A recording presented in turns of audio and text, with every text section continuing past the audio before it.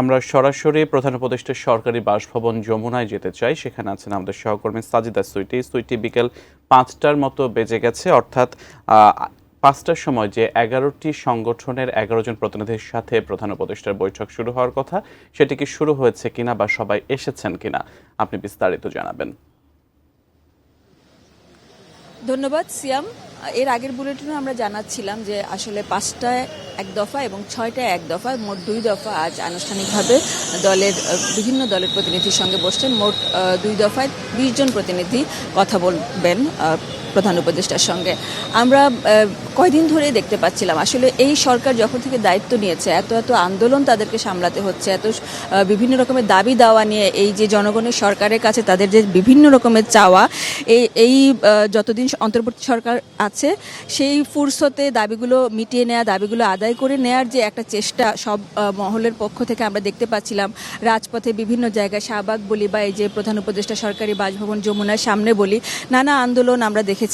অন্তর্বর্তী সরকার বারবারই বলছেন, ডক্টর মোহাম্মদ ইউনূস অন্তর্বর্তী সরকারের প্রধান, তিনি বারবারই বলছেন যে তাদের হাতে সময় কম, তারা ভালোভাবে একটা নির্বাচন আয়োজন করতে চান, বিচারগুলো করতে চান এবং বেশ কিছু ভালো সংস্কার করে যেতে চান, যাতে করে বাংলাদেশে এরপরে যারাই শাসন করবেন তাদের মধ্যে যেন জনগণের প্রতি শ্রদ্ধা থাকে এবং দেশপ্রেম থাকে, তারা যেন কখনোই আর স্বৈর শাসকে পরিণত না হতে পারেন। কিন্তু সেই চেষ্টা যে তারা করবেন, সেই অগ্রগতিতে যে তারা যাবেন, সেই সুযোগটা খুবই কম পাচ্ছেন। বিশেষ করে এই যে আন্দোলনগুলো সামাল দেয়া, বিভিন্ন দাবি দেওয়া তাদের পূরণ করা, সেগুলো বিবেচনার মাধ্যমে কিন্তু পূরণ করার একটা ব্যাপার থাকে। তাই এখানে তাদেরকে অনেক রকমের চাপ সামলাতে হচ্ছে।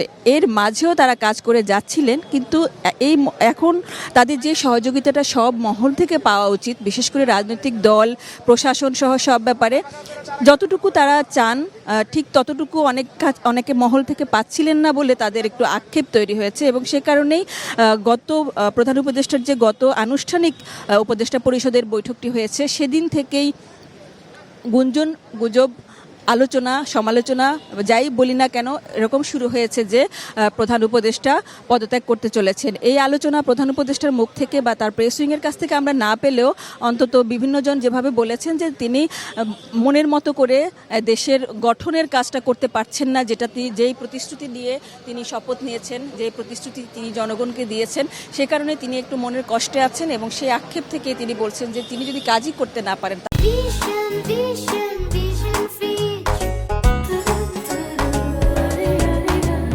তাহলে দায়িত্ব থেকে কি করবেন, তিনি পদত্যাগ করার ইচ্ছা প্রকাশ করেছেন বা এই ধরনের একটা ইচ্ছা তার মনের মধ্যে জেগেছে। এটা তার আসলে ভেতরের কষ্ট থেকে তিনি করেছেন, এরকমই আমরা অন্তত নাহিদ ইসলাম এনসিপির যে আহ্বায়ক তার মুখ থেকে যে কথাগুলো শুনেছি তাতে মনে হয়েছে। এটা আসলে তার দেশপ্রেমেরই একটা অংশ হিসেবেই সবাই দেখছেন যে তিনি যে কাজগুলো করতে চাচ্ছেন সেটা যদি না করতে পারেন সেক্ষেত্রে তিনি নিজে পদ আঁকড়ে থাকাটা সমীচীন মনে করেননি বলে এই ধরনের আক্ষেপ এসেছে। এই কারণে অনেক রকমের আলোচনা সমালোচনা এসেছে, যারা সহযোগিতা করছে না তারা আসলে কেন করছে না। রাজনৈতিক দলগুলো এবং সরকার সবারই কিন্তু একটা জায়গায় বেশ মিল রয়েছে, সবাই চাচ্ছেন সংস্কার হোক, ভালোভাবে সংস্কার হোক, কিন্তু নির্বাচনটা যেন পিছিয়ে না যায়।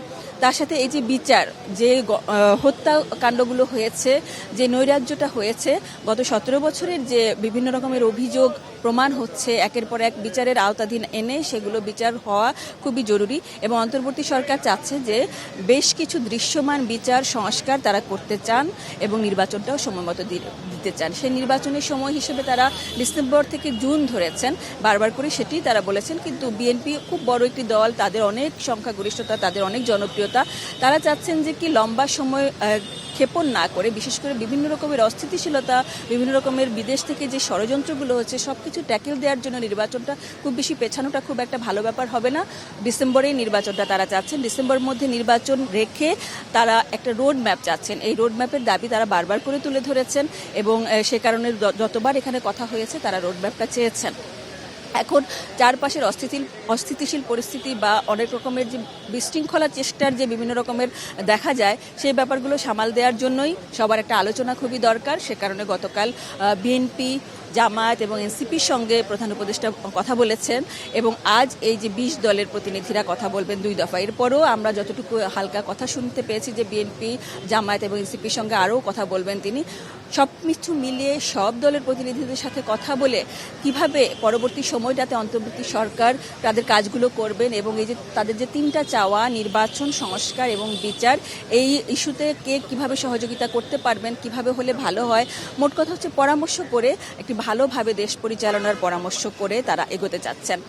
এই হলো এখানকার পরিস্থিতি। আমরা এর মধ্যে দেখেছি কয়েকটি গাড়ি ঢুকেছে এবং বৈঠক শুরু হয়েছে কিনা এখনো নিশ্চিত হওয়া যায়নি। 5টায় যেহেতু সময় দেওয়া হয়েছে, কিছুক্ষণের মধ্যে নিশ্চয়ই শুরু হয়ে যাবে। এরপরে আবার 6টা বাজে আরেক দফা বৈঠক হবে। এরপর তারা যদি আমাদেরকে জানান যে ভিতরে কি আলোচনা হয়েছে, অন্তর্বর্তী সরকার প্রধান কি বলেছেন, মানে সরকারের মতামত, সরকারের মন্তব্য এবং এই দলগুলোর যে প্রতিনিধিরা কথা বলছেন তাদের সবার যদি মতামত পাই, আমরা অবশ্যই আমাদের দর্শকদেরকে পরবর্তী বুলেটিনে জানিয়ে দিব।